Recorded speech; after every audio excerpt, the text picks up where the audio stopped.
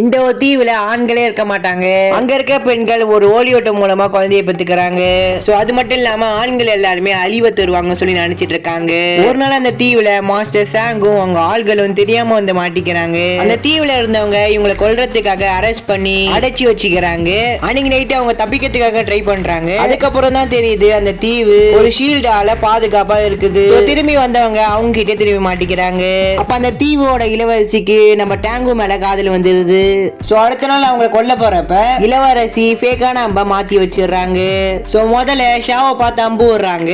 So இளவரசியோட பிளான புரிஞ்சுக்கிட்டு சாவு செத்த மேல அடிச்சிடுறான். சோ அடுத்து டேங்க பார்த்து அம்பு விடுறப்ப அவனுக்கு செத்த மேல அடிக்க வரல. சோ சாவு அவ பவர் யூஸ் பண்ணி மிஸ்டர் டாங்க மயக்க போட வச்சிடறான். சோ அடுத்து ஊக்காங் மேல அம்பு விடுறப்ப அவன் சோலை வெளில வர வச்சு காட்டுறான். சோ அடுத்து சுத்தி இருக்கவங்க பார்த்துட்டு இவன் செத்துட்டான்னு சொல்லி நினைச்சிடறாங்க.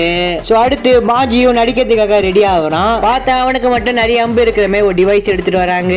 சோ அந்த டிவைஸை வச்சு அவனை ஷூட் பண்ணி சாதா பண்ணியா இருந்தவனை முள்ள பண்ணியா மாத்திடுறாங்க. சோ அடுத்து தண்டனை முடிஞ்சவனே அந்த 4 பேரையுமே காப்பாத்திடுறா.